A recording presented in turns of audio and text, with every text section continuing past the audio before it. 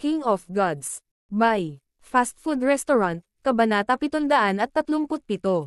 Kasalukuyan. Bumalik sa Azure Flower Continent, sa loob ng isang madilim na itim na tore sa mga bundok ng Canopy Great Country sa Northern Continent, mayroong isang 6 na sulok na tore na luma at misteryoso. Mayroon itong 49 na palapag, at natatakpan ito ng hindi mailarawang kapangyarihan. Ito ay isang maalamat na lugar ng Dao of Life sa Azure Flower Continent, ang Six Warlock Tower. Sa sandaling ito, isang elder ang nakatayo sa tuktok ng ika-49 na palapag at nakatingin sa langit.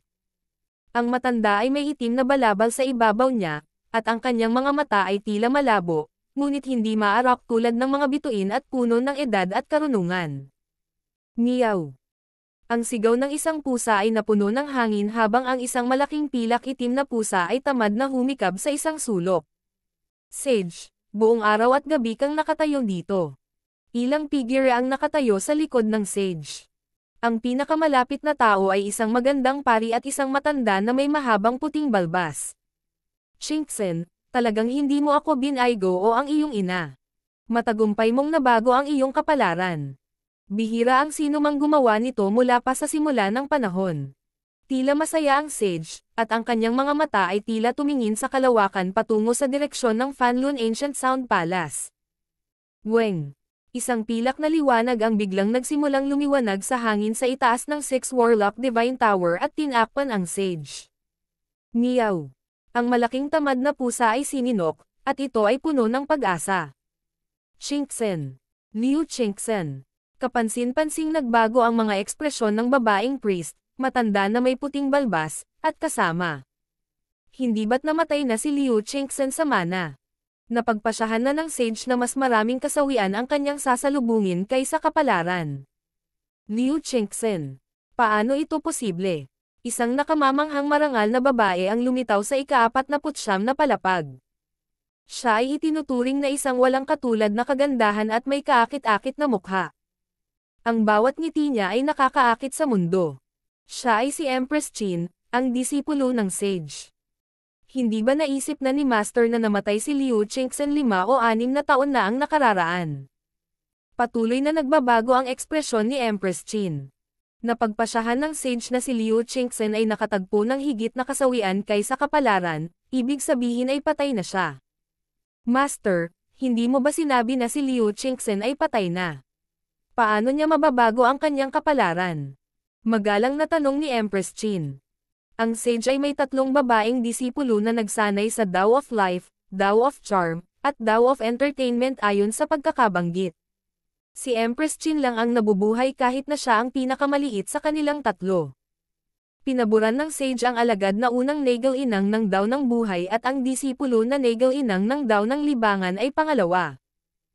Sa kasamaang palad, ang dalawang iyon ay parehong nagbayad ng mabigat na presyo upang mabago ang kapalaran ni Liu Shinxen. Si Empress Qin ay may maliit na bahagi lamang dito. Ang wakas ay bagong simula lamang. Ang kamatayan ay nangangahulugan din ng bagong buhay. Ang paghanga at pagmamahal ay lumitaw sa mga mata ng Sage. Naging kakaiba ang mga ekspresyon ng mga tao sa tore.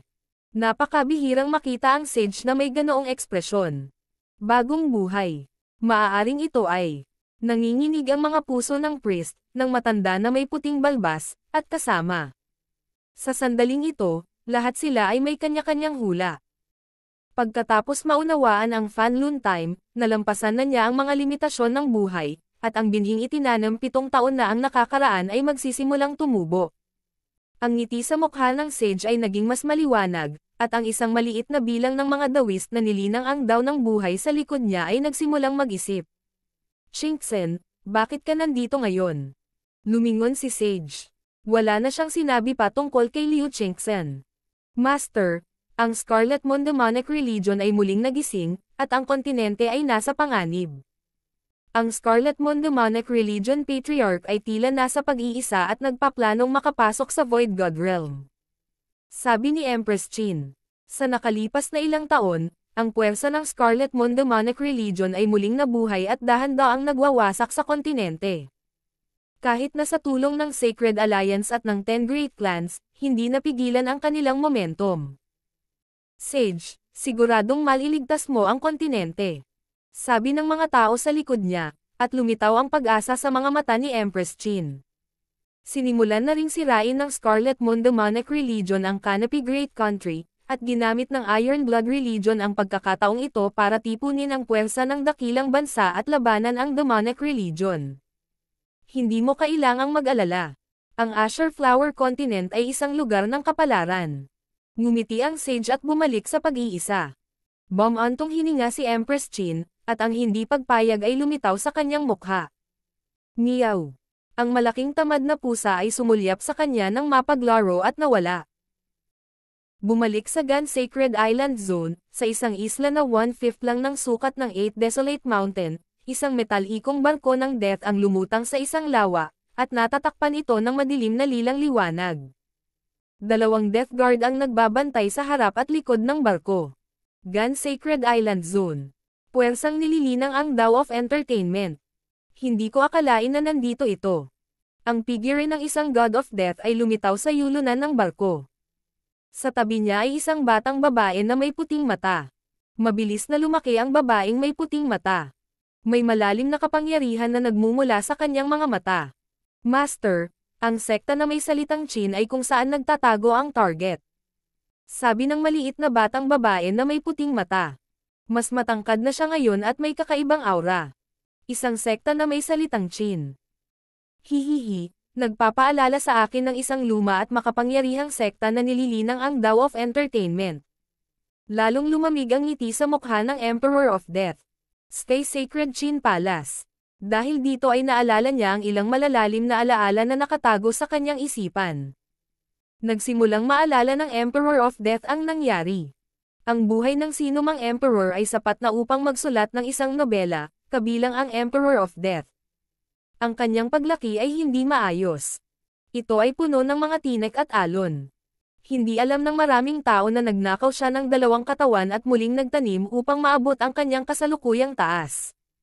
Sa unang pagkakataon na siya ay naging Pictier King at malapit ng maging emperor, tinambangan siya ng ilang emperor. Napakaraming tao ang nasaktan ng Emperor of Death, at ang pagkakaroon ng Eye of Death ay nangangahulugan na mayroon siyang malakas na potensyal. Ang mga emperor ay nakipagtulungan at pinatay ang Emperor of Death, ngunit ang kanyang kaluluwa ay nakatakas at nakawin ang isa pang katawan. Ang pangalawang pagkakataon ay hindi gaanong pinalad. Pinatay siya ng isang Mystic Light Realm Sacred Lord pagkatapos niyang maging emperor. Ang oras na iyon ay mas mapanganib, at ang kanyang kaluluwa ay halos ganap na nawasak. Sa pangalawang pagkakataon na namatay ako, pinatay ako ng Sacred Lord sa Floating Dream Sacred Land, at ang mga sekta na naglilinang sa Dao of Entertainment ay tila nakatulong noon. Naalala ng Emperor of Death ang matagal nang nakalimutang alaala na ito. Sa wakas ay nagawa niyang maabot ang kanyang kasalukuyang posisyon pagkatapos muling mag-cultivate ng 2 beses, at sa kanyang nakakatakot na pamamaraan ng kamatayan, kahit ang Mystic Light Realm Sacred Lords ay ayaw siyang masaktan ng madali. Sky Sacred Qin Palace. Sabay nating tapusin ito. Ang malamig na hangarin sa pagpatay ay lumitaw sa mga mata ng Emperor of Death. Sa sandaling matapos niya itong sabihin, ang Emperor of Death ay nawala sa barko. Bakit? Hinaharang ang kinabukasan ng isang mahiwagang kapangyarihan. Kinagat ng maputing mata na batang babae ang kanyang ibabang labi habang hawak niya ang isang brush at sa wakas ay halos hindi na nakapag-drawing ng painting. Ang kanyang mga kasanayan sa sining ay bumuti, at makikita ng isa ang Emperor of Death na nakaharap sa isang batang may kulay ubing buhok sa larawan. Magkikita na sila sa wakas. Napatingin ang 2 Death Guard sa painting. Kasabay nito, sa loob ng ika-49 na palapag ng Fanlun Ancient Sound Palace, ang mga ekspresyon ng grupo ay nagbago ng malaki. Ang walang kapintasan na katawan na napapalibutan ng liwanag ay nagliliwanag ng mahiwagang aura na tila nakapaglilinis ng kaluluwa. Unti-unting naglaho ang katawan. Qingxen. Umungol si Zhao Fang.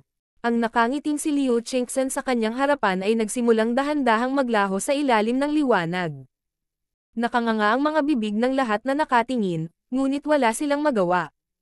Fang, sa iyong pagdating, magagawa kong mamatay ng walang pagsisisi. Isang mahinang boses ang tumunog sa ika-49 na palapag, at isang multo ang lumitaw mula sa bangkay, na bumubuo ng isang babaeng nakaputi. Ding! Isang gutay-gutay at lumang tansong barya ang lumitaw sa ilalim ng nawawalang katawan. Shinksen! Patay ka ba o buhay? Buhay ka pa ba? Tinitigan ni Zhao Fang ang multo ni Liu Chengxen. Ang Liu Chengxen na ito ay ganap na nabuo mula sa layunin, malinaw na nakikita ito ni Zhao Fang. Fang, namatay ako para makamit ang bagong buhay. Dahil naabot mo na ang lugar na ito, nangangahulugan iyon na hindi pa naputol ang ating koneksyon. Ipinakita ni Liu Chengxen ang isang nasisiyahang ngiti sa liwanag. Weng. Ang kanyang katawan ay nagsimulang maging hindi matatag at madilim. Nagbago ang ekspresyon ni Zhao Fang. Isa lamang itong layunin na naiwan ni Liu Chengxen at nabuo ng kapangyarihan ng Fanlun Ancient Sound Palace. Wala na masyadong oras. Naging seryoso ang ekspresyon ni Liu Chengxen. Fang, tutulungan ka ng baryang ito na malutas ang paparating na panganib. Whoosh! Si Liu Chengxen pagkatapos ay naging isang streak ng liwanag na sumanib sa bronze coin, at ang barya ay kumikinang ng isang misteryosong liwanag ng bituin ng damapu ito sa palad ni Zhao Fang. Fang, ito ang regalo ko sa iyo. Magkita tayong muli sa kabilang buhay. Isang malambot na boses ang nawala sa hangin, at tuluyang nawala ang aura ni Liu Chengxen sa ika-49 na palapag. Tinitigan ni Zhao Fang ang bronze coin. Isang paparating na panganib. May nakita kaya si Liu Chengxen? Pinagsama ni Zhao Fang ang kanyang kamalayan sa barya, at ang kanyang isip ay pumasok sa isang mundo ng mga bituin. Sa mundong ito, ang mga bituin, araw, at buwan ay umikot sa isang misteryosong paraan at lumikha ng isang dumasusukat na kapangyarihan. Sa sumunod na sandali, iba't ibang uri ng pag-unawa at layunin ang damaloy sa kanyang isipan. Ito ay parang tunog ng chin sa tabi ng tenga niya. Ang bronze coin ay naglalaman ng kakaibang kapangyarihan ng Dao of Entertainment, at ito ay sumanib sa kanyang kaluluwa. Naramdaman ni Zhao Fang na ang kanyang kaluluwa ay pansamantalang itinaas at nalinis. Ang epekto ay higit sa 10 beses na mas malakas kaysa sa Illusion God Wine. King of Gods, Kabanata 738. Pursuit of Death, 1. Ang kapangyarihan ng Dao of Entertainment na nasa loob ng barya ay hindi lamang nagpalakas sa layunin ng isang tao, nakatulong din ito ng malaki sa kaluluwa. Masasabing naglalaman ito ng mga epekto ng parehong Mermaid Tears at ng Illusion God Wine.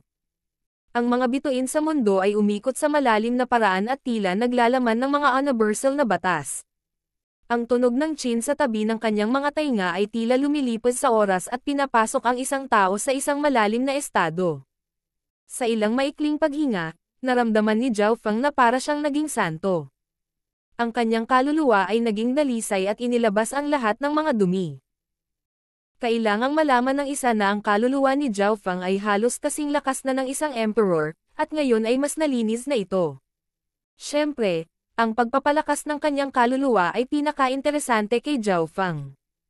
Sa maikling sandaling iyon, tila naging kumpleto ang kaluluwa ni Zhao Fang. Bawat layunin at batas ay tila malapit sa kanya.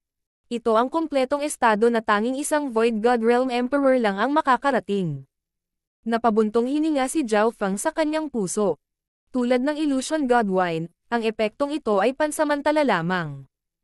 Ang Illusion God Wine ay lubhang kapakipakinabang sa mga nasa ibaba ng isang hari, ngunit pagkatapos na maabot ng isa ang antas ng isang hari, ang pagsulong sa kaluluwa ay mas mahirap.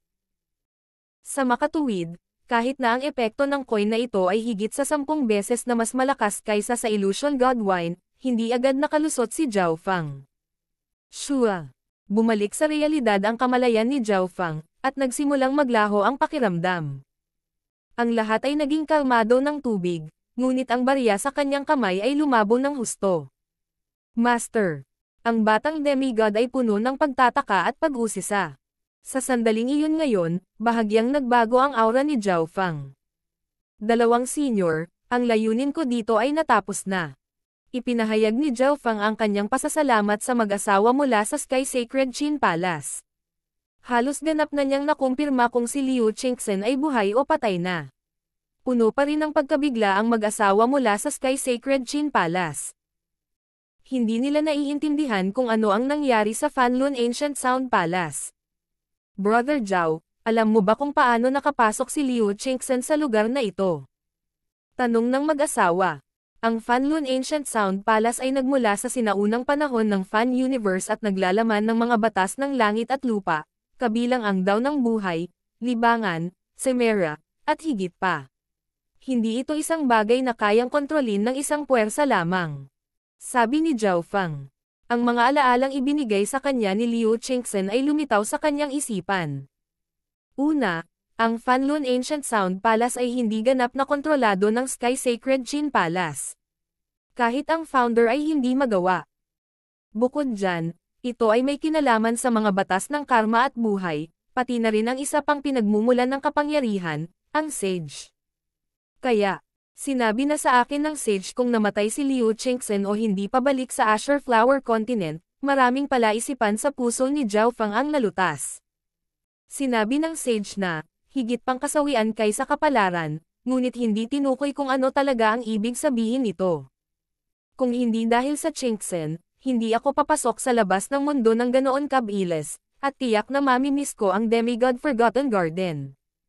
Ibig sabihin, iba na sana ang kapalaran ko. Nadama ni Zhao Feng na ang tadhana ay lubhang komplikado at makabuluhan. Noon, ang pagiging disipulo ni Lord Guanzhen ay isang malaking pagbabago para sa kanya. Kung hindi dahil doon, hindi siya nakapasok sa totoong mundo ng paglilinang ng ganoon kabilis. Maaaring 12 taon na ang nakalipas bago niya narating ang Ascended Realm. Nang maglaon, kung makikinig si Zhao Feng sa mungkahi ni Patriarch Hong at pumasok sa Sacred Alliance at sa Two-Star Sect na iyon, ang kanyang kasalukuyang cultivation ay nasa pinakamataas na Small Origin Core Realm. Ito ay parehong bagay sa Skeletal Division Leader. Sa pamamagitan lamang ng pagsunod kay Zhao Feng nagkaroon ito ng mga kasalukuyang tagumpay. Kailangang malaman ng isa na ang lakas ng Skeletal Division Leader ay maihahambing na ngayon sa Scarlet Moon Religion Patriarch, at sa Ghost Corps First Array, ito ay mas malakas pa. Ang grupo ng mga tao ay nagsimulang maglakad pabalik-pababa mula sa ika-49 na palapag.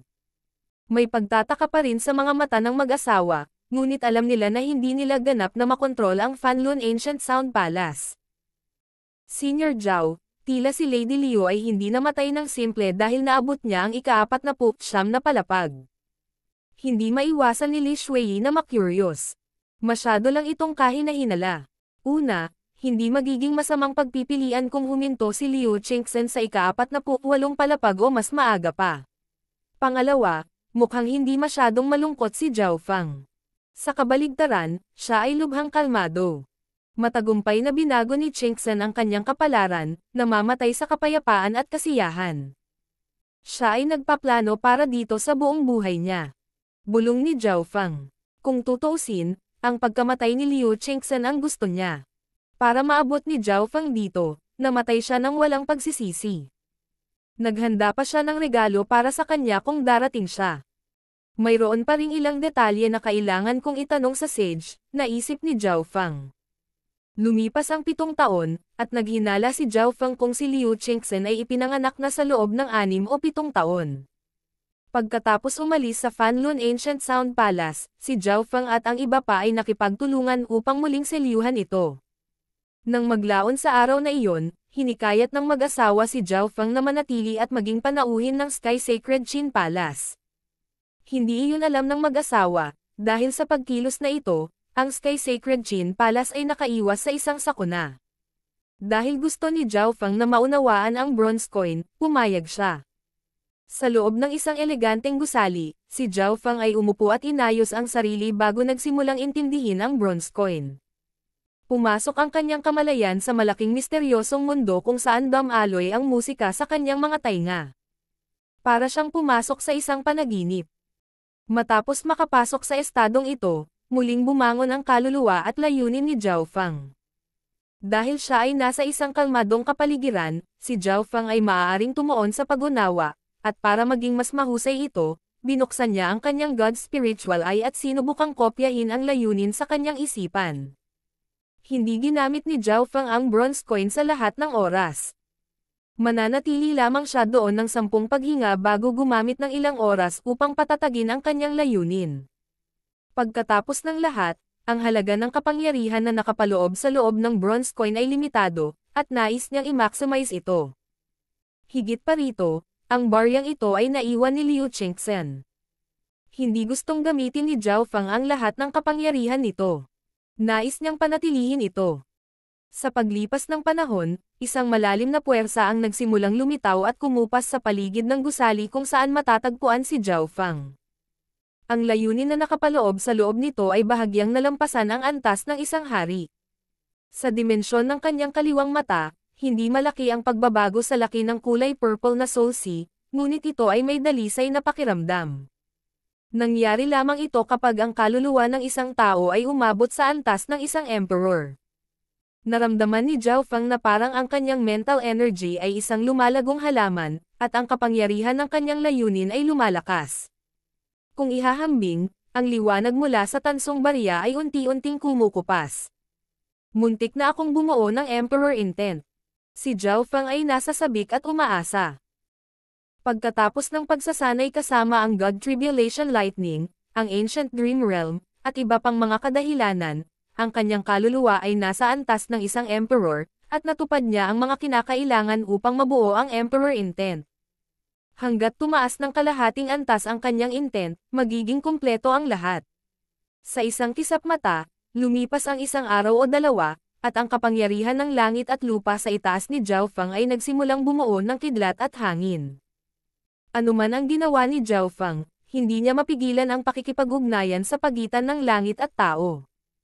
Ang kanyang layunin ay nagpatuloy sa pag-unawa sa langit at lupa habang sinusubukan nitong kontrolin ang isang mas malalim na kapangyarihan. Oras na. Ang mental energy ni Zhao Feng ay parang isang perlas na naging mas dalisay, hanggang sa naglabas ito ng napakatalino na ningning. Sa sandaling ito, pakiramdam niya ay siya ang sentro ng hangin, kidlat, at apoy. Ang mga elemento ay tila yumoko sa kanya.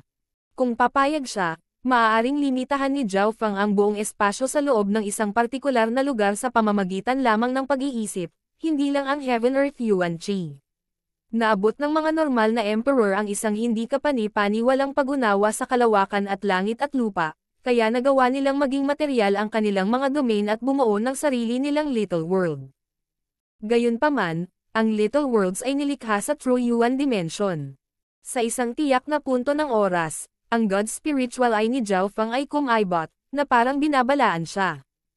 Isang nakakagulat na death intent ang dumaan sa ere at diretsyong bumaril patungo sa lokasyon ng Sky Sacred Qin Palace.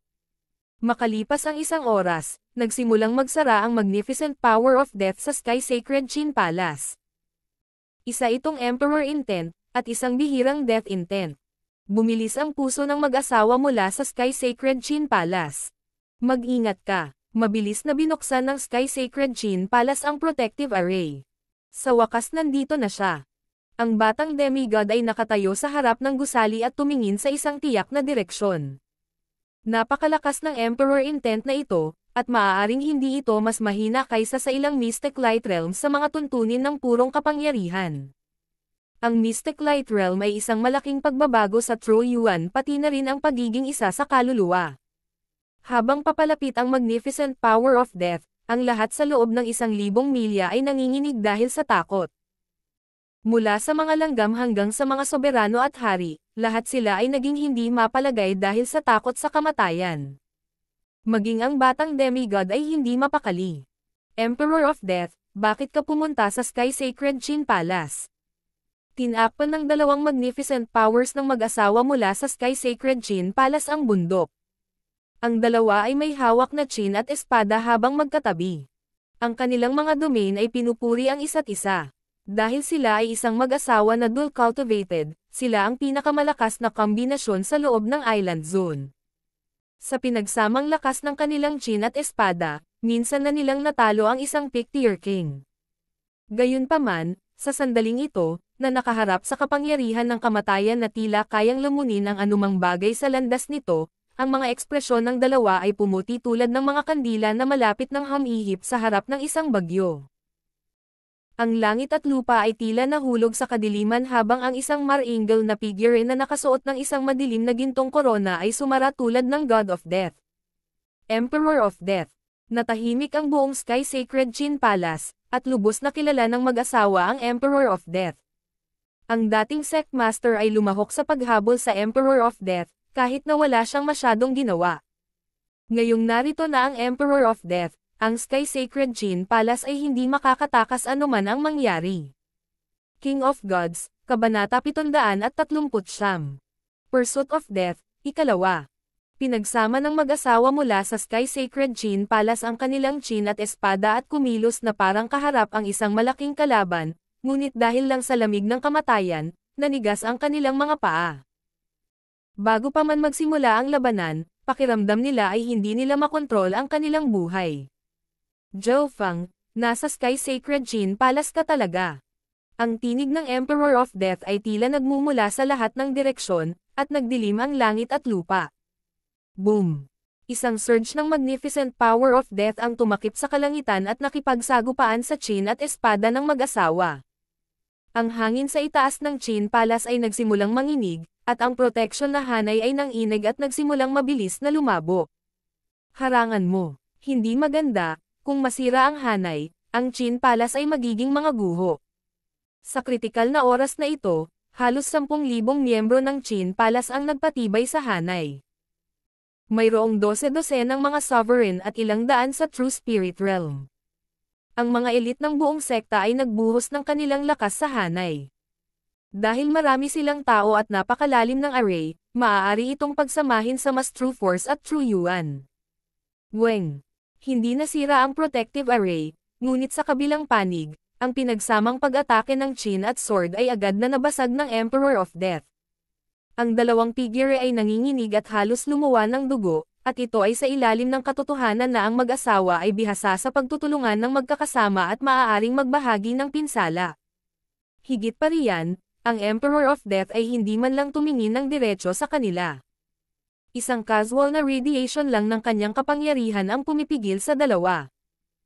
Ang kanyang divine sense ay tumitingin sa Sky Sacred Qin Palace na parang may hinahanap. Hindi nagtagal ay naglock siya sa kinaroroonan ni Zhao Feng. Ang Emperor of Death ay nagpahayag ng kakaibang ekspresyon. Ang Zhao Feng na ito ay tila sinusubukang bumuo ng Emperor Intent, at ang kanyang puso ay nanginginig, paano siya naging napakabilis. Ang pagsilang ng sinumang Emperor ay nangangailangan ng malaking kapalaran, swerte, at pagsisikap. Kinailangan nilang dumaan sa maraming yugto ng buhay. Kahit na sinusubukan lang ni Zhao Feng na bumuo ng Emperor Intent at hindi talaga sinusubukang makapasok sa isang Emperor, ang matagumpay na pagbuo ng Emperor Intent ay nangangahulugan na walang magiging bottleneck sa cultivation. Hihihi, Zhao Feng, kahit na bumuo ka ng Emperor Intent, hindi ka magiging kapareha ko. Gayunpaman, hindi ko hahayaang magtagumpay ka.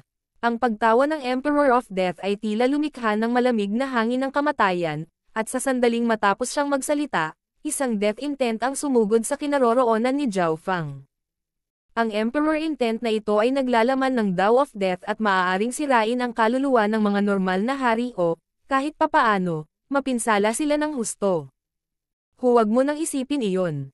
Pinagsama ng mag-asawa ang kanilang King Intent at Hamarang sa harap ng gusali. Ang pinagsamang intent ng dalawang domain-level kings ay talagang nalampasan ng bahagya ang isang pick-tier king, at ang kanilang pinagsamang intent ay nagdadalubhasa rin sa depensa. Kawili-wili. Lumabas ang batang demigod, at ang kanyang demigod intent ay bumaril sa hangin at tinamaan ang Emperor of Death's intent. Bam! Ang tatlong layunin ay nagkasagupaan kasama ang death intent at lumikha ng tsunami sa soul dimension. Bagamat nabuo ang intent mula sa mental energy, naglalaman ito ng pangunawa at pangunawa ng mga may-ari ng mga ito at maaaring sirain ang mga bagay sa katotohanan. Wow! Nanginginig ang katawan ng batang demigod habang tumutulo ang dugo sa kanyang bibig. Siya ay aktibong sumalakay. Sa makatuwid, mas mataas din ang pinsalang natanggap niya. Pula at puti ang mga mukha ng mag-asawa. Halata na sila ay nasugatan, at ito ay nasa ilalim pa rin ng katotohanan na ang dalawa ay nagbahagi ng pinsala at karamihan sa presyon ay dinala ng batang demigod. Napakalaki ng layunin. Sino ba ang bumuhay sa isang sacred lord? Tinitigan ng Emperor of Death ang batang demigod. Sa sagupaan ngayon lang, gumamit ng malalim na paraan ang batang demigod para matuno ang kanyang intent of death. Higit pang hindi ka panipaniwala, ginamit ng batang demigod ang kanyang decayed body para madamay ang pinsala.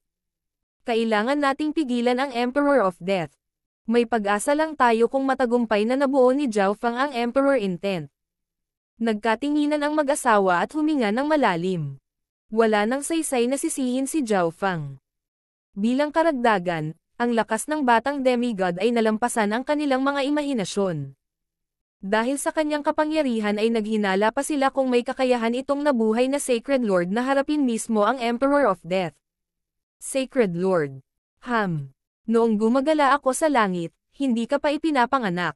Pagmamalaki ng batang demigod habang pinupunasan ang dugo sa kanyang bibig, ngunit ang lakas ng Emperor of Death ay nag-ingat din sa kanya. Kung hindi sila magkakasama, hindi rin siya makakaligtas. Kailangang aminin ng batang demigod na kahit siya ay hindi magkakaroon ng malaking pagkakataon na manalo laban sa Emperor of Death bago makapasok sa Mystic Light Realm. Emperor of Death, hindi mo ako mapipigilan sa pagbuo ng Emperor intent. Isang tahimik at mahinahong boses ang narinig mula sa loob ng isang gusali na napapalibutan ng isang malakas na layunin. Zhao Fang. Nagpakita ng labis na kagalakan ang mag-asawa. Ang boses ni Zhao Fang ay naglalaman ng nakakapagpakalmang epekto. Nakakatawa. Hindi ko pa nga ginagamit ang tunay kong paraan. Malamig na ngumisi ang Emperor of Death. Bagamat sinabi niya iyon, nakaramdam na ng kaunting pressure ang Emperor of Death. Hindi siya natakot, ngunit kung matagumpay na mabuo ni Zhao Fang ang Emperor intent, magiging mas mahirap ang pagpatay sa kanya. Pumunta ka. Umuungal si Zhao Fang habang nagpadala siya ng intent na naniningil patungo sa Emperor of Death. Tila nagngangalit ang kidlat sa dimensyon ng kaluluwa. Itong aura. Naramdaman ng Emperor of Death ang isang maliit na tipak ng isang hindi mapakali na aura. Ang layunin ni Zhao Fang ay isang offensive type na layunin, at malapit ito sa isang emperor. Halos ganap na niyang pinagsama ang kapangyarihan ng God Tribulation Lightning dito. Malamig na tumawa ang Emperor of Death habang ang kanyang intent of death ay naging isang itim na dragon na umaakyat kay Zhao Fang. Boom! Boom! Bam! Agad na napaatras ang batang demigod at ang mag-asawa.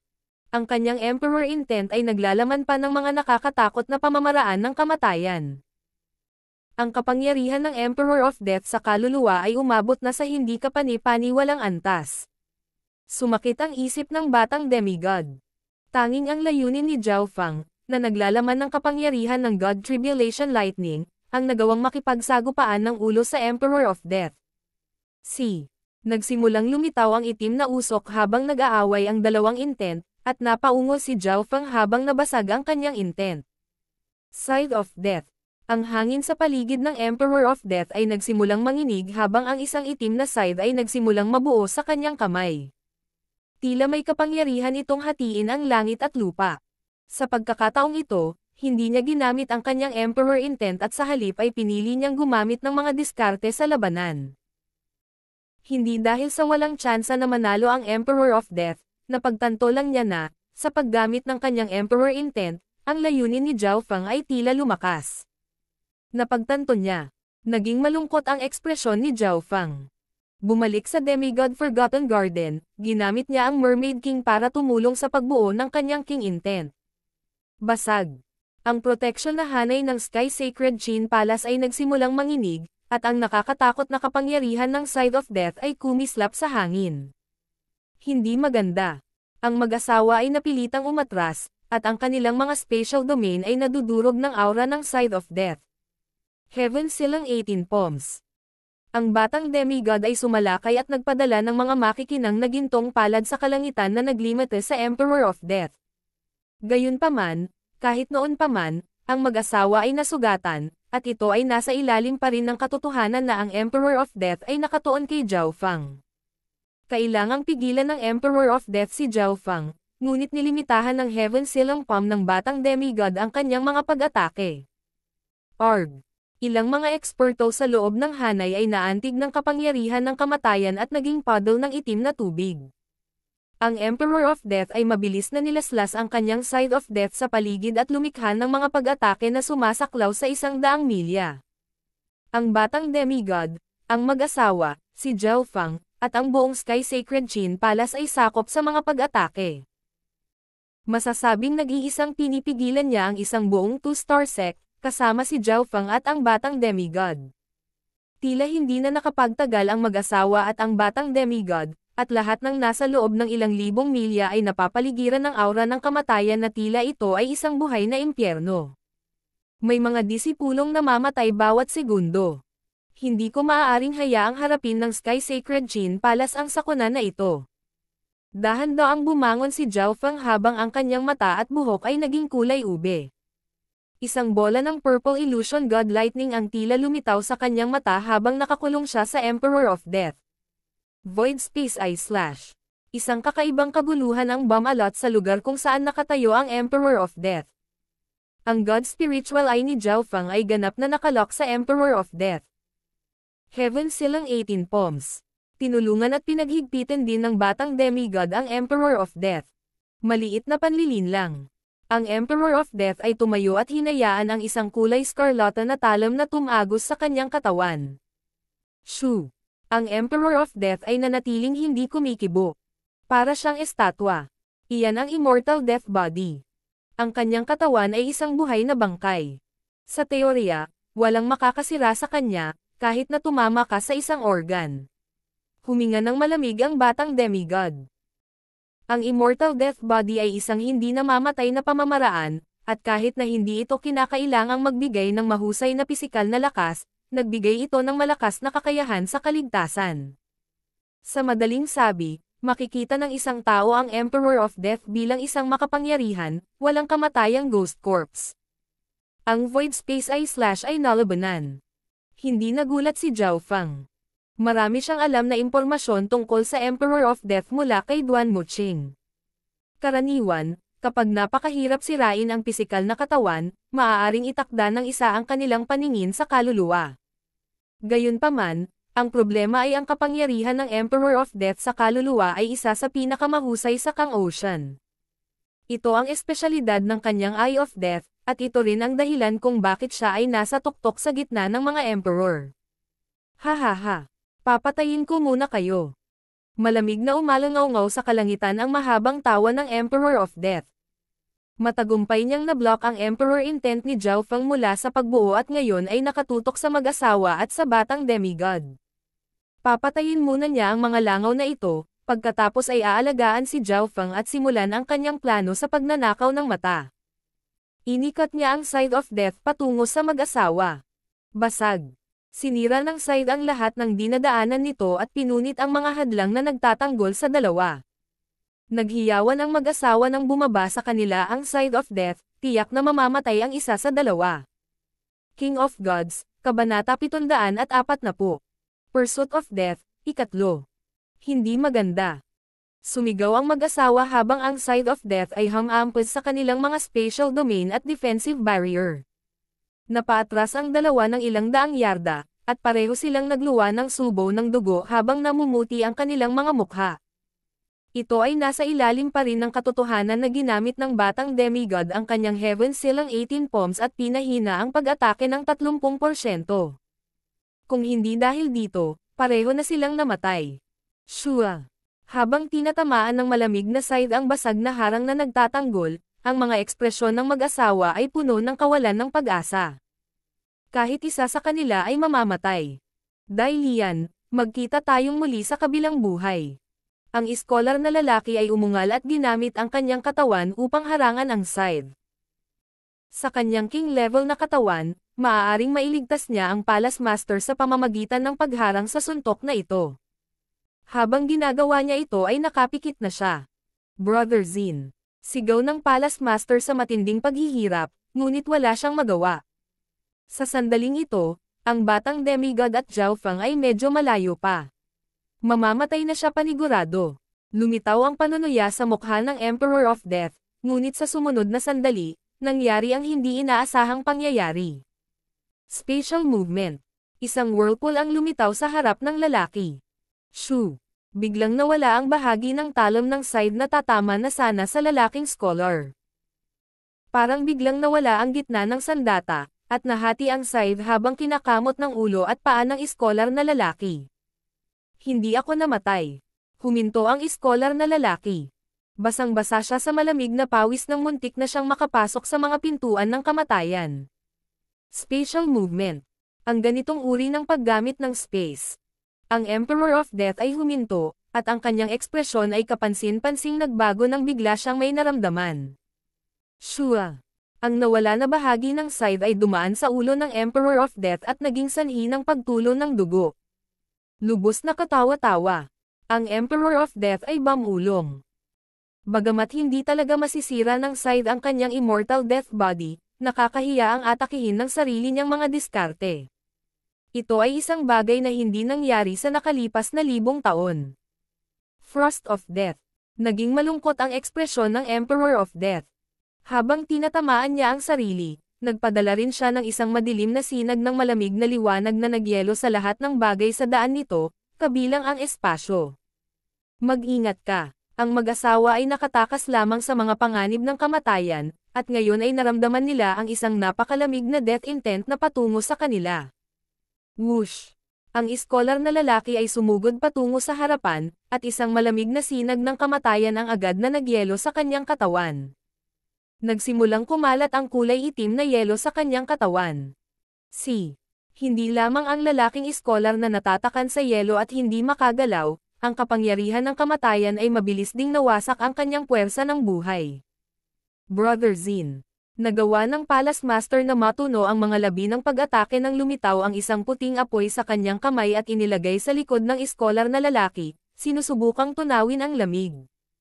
Isang mapaglarong ngiti ang lumitaw sa mukha ng Emperor of Death, at kapansin-pansing nagbago ang ekspresyon ni Zhao Feng nang makita ng kanyang God Spiritual Eye ang lalaking scholar. Tumigil ka, Arg! Sumigaw ang iskolar na lalaki habang ang Frost of Death sa loob ng kanyang katawan ay nagsimulang kumulo at tumakip sa kanyang katawan. Parang lason na kakapasok lang sa katawan. Bagamat maaaring malamig ang pagyelo, kung sinubukan ng isa na tunawin ang hamog na nagyelo, ang lason ay kakalat. Ang Frost of Death ng Emperor of Death ay naglalaman ng isang makapangyarihang lason, at sa isang kisap mata, ang katawan ng iskolar na lalaki ay nabulok at naging puddle ng itim na dugo. Brother Zin, pinatay kita. Ang Palace Master ay labis na nalungkot at duguan mula sa puso. Ang mga puso ni Zhao Feng at ng batang demigod ay parehong nahulog. Ang Frost of Death ay maaaring mag-freeze sa target, at kung ang isa ay gumamit ng apoy upang matuno ito, sa halip ay mag-aapoy ito sa lakas sa loob. Gayunpaman, kung hindi nila ito malulusaw, ang kapangyarihan ng kamatayan ay makakasira sa puwersa ng buhay ng target. Sa katotohanan, ang iskolar na lalaki ay namatay pa rin. Ito ay isang oras lamang. Hindi naman kailangang malungkot. Ipapadala kita upang makita siya.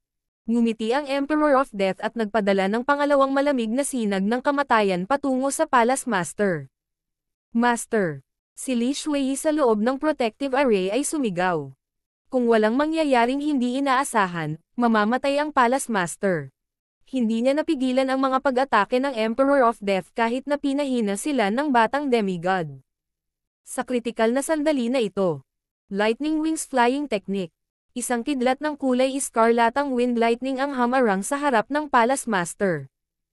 Ikaw. Ang Palace Master ay nagpahayag ng pagkabigla at hindi pagpayag. Naramdaman niyang ginagamit ng isang batang may purple na buhok ang kanyang katawan para harangin ang suntok, tulad ng ginawa ng kanyang asawa. Ang kabataang ito ay malinaw na si Zhao Feng. Isang napakalamig na kapangyarihan ang lumabas mula kay Zhao Feng habang inilabas ang kanyang 10,000 Ancient Races bloodline. Nakaramdam ng matinding pressure ang Palace Master sa pamamagitan lamang ng pagtayo malapit sa kanya. Weng. Isang mazeland at perpektong layer ng ice blue na kaliskis ang lumitaw sa paligid ng katawan ni Zhao Feng, at ang lamig mula sa Frost of Death ay agad na nagsimulang mawala. Pang! Ang natitirang kapangyarihan ay dumapo kay Zhao Feng, ngunit ito ay hangina ng 40 hanggang 50%, kaya't halatang hindi nito nagawang bantaan siya, na may Mystic Ice-Scaled Race na bloodline. 10,000 Ancient Races bloodline. Bulong ng Emperor of Death habang kumikislap ang mga mata. Ang pinakamataas na daan at maging ang nangungunang libo sa 10,000 Ancient Races bloodlines ay mga maalamat na bloodline sa fan universe. Ang bloodline ni Zhao Feng ay nasa ika-80 na pwesto. Ang kanyang defensive ice bloodline ay perpektong nakasalungat sa Emperor of Death's Frost of Death at iba pang mga diskarteng nauugnay sa yelo. Palace Master, pumunta ka at protektahan ang sekta. Aabalahin ko ang Emperor of Death. Boses ni Zhao Feng ang tumunog sa isipan ng Palace Master, at nakonsensya siya. Siya ang nagdala sa Emperor of Death dito. Masasabing siya ang may pananagutan sa pagkamatay ng asawa ng Palace Master.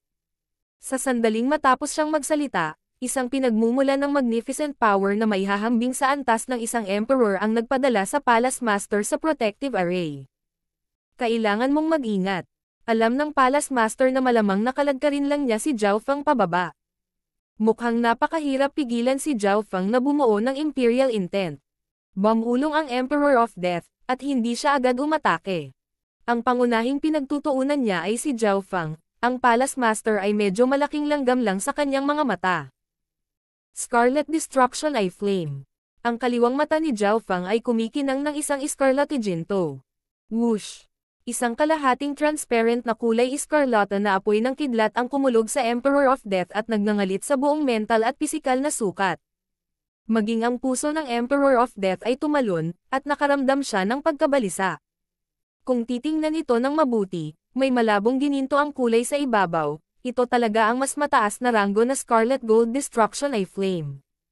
Ang alab ng Eye Bloodline na ito ay naglalaman ng asensya ng Scarlet Destruction ni Zhao Feng, na maihahambing sa Wind Lightning Emperor's Golden Destruction Wind Lightning matapos itong sumanib sa kapangyarihan ng God Tribulation Lightning. Ngayon na ang kaluluwa ni Zhao Feng ay naglalaman ng higit sa 100 beses ng God Tribulation Lightning kaysa noong siya ay nasa Pirate Sacred Land, ang kapangyarihan ng kanyang kaluluwa ay halatang mas malaki. Sa pamamagitan ng Emperor level na soul strength ni Zhao Feng gamit ang diskarteng ito, sapat na ito para baguhin ang mga ekspresyon ng mga normal na Emperor. Boom! Bahagyang nanginig ang katawan ng Emperor of Death. Para siyang tinamaan ng kidlat, at ang God Tribulation Lightning at ang walang kamatayang layunin nito ay napinsala maging ang kanyang Immortal Death Body sa isang tiyak na antas. Maging ang kanyang Eye of Death ay bahagyang nasugatan. Kung ito ay isang normal na Emperor sa halip, sila ay nasa isang malaking kawalan sa puntong ito. Scarlet-colored wind lightning, at naglalaman ito ng kapangyarihan ng God Tribulation Lightning sa ibabaw ng aura ng destruction na iyon. Maaaring ito ay nanginginig ang puso ng Emperor of Death. Ang Scarlet Destruction Eye Flame ay talagang karapat-dapat na maging pinakamakapangyarihang eye bloodline technique ni Zhao Feng. Ang pagsasama ng God Tribulation Lightning dito ay parang pagdaragdag ng mga pakpak sa isang tigre. Sabay-sabay na pag-atake. Ang mga pakpak sa likod ni Zhao Feng ay tila nag-aapoy at kumikinang na may malabong gininto ang kulay habang siya ay umaakyat patungo sa Emperor of Death.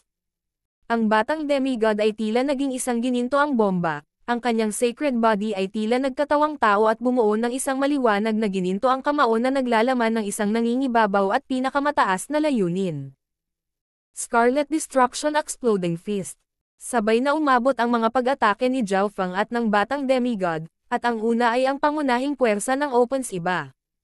Ang Scarlet Destruction Exploding Fist ay pinakawalan ang kapangyarihan ng destruction at ang kaguluhan ng apoy at kidlat sa maximum. Higit pa rito, ang kanyang tatlong domain ay pinagsama sa pag-atakeng ito. Ang Illusion Maze Domain, ang Mystic Ice Domain, at ang Wind Lightning Domain ay natipon lahat sa suntok na ito.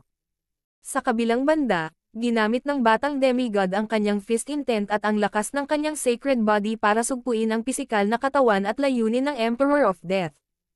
Sa totoo lang, ang kanyang pag-iral ay palaging nililimitahan ang lakas ng Emperor of Death, na ginagawang hindi niya magawang salakayin si Zhao Feng ng direkta.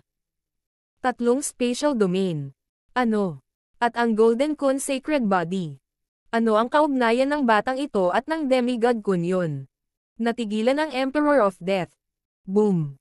Ang pinagsamang pag-atake ni Zhao Feng at ng batang demigod ay parehong dumapo sa Emperor of Death. Naging mabigat ang katawan ng Emperor of Death, Ngunit hindi siya nagpanik kahit na nagawang banta ng pinagsamang puwersa ni Zhao Feng at ng batang demigod ang maraming Void God Realm Emperors. Death Force Field. Ang hangin sa paligid ng Emperor of Death ay nabalot ng kadiliman at nagsimulang umikot at umikot, sinisira ang lahat sa loob, kabilang ang Heaven Earth Yuan Chi. Bam! Naabsorb ng force field ang malakas na pag-atake at naging isang malakas na puwersang umuurong. Umatras. Si Zhao Feng at ang batang demigod ay parehong nakadama ng panganib. Ang Death Force Field na ito ay maaaring sumipsap ng mga pag-atake at magpakita ng isang tiyak na halaga pabalik sa umaatake. Ang ekspresyon ni Zhao Feng ay kapansin-pansing nagbago habang bumibilis ang tibok ng kanyang puso, at pinaikot niya ang kanyang mental energy sa maximum habang ang kanyang Scarlet Destruction Wind Lightning ay mabilis na kumikislap. Shua! Isang malakas na surge of intent ang nagtulak kay Zhao Feng at ang batang demigod na makatakas ng mas mabilis, at naiwasan nila ang halos lahat ng counterattack mula sa Death Force Field. Pang! Pang! Pang! Pang! Tumibok ang puso ni Zhao Feng. Masyadong mapanganib ang sandali ngayon. Bigla niyang naramdaman na may mali. Ang kanyang layunin ay nadama na dalisay at buo. Parang dumaloy sa paligid niya ang iba't ibang layunin sa espasyo sa paligid niya. Boom! Isang surge ng Emperor Intent ang nabuo sa kalangitan at naging sanhi ng pagkidlat at pagkulog. Emperor Intent.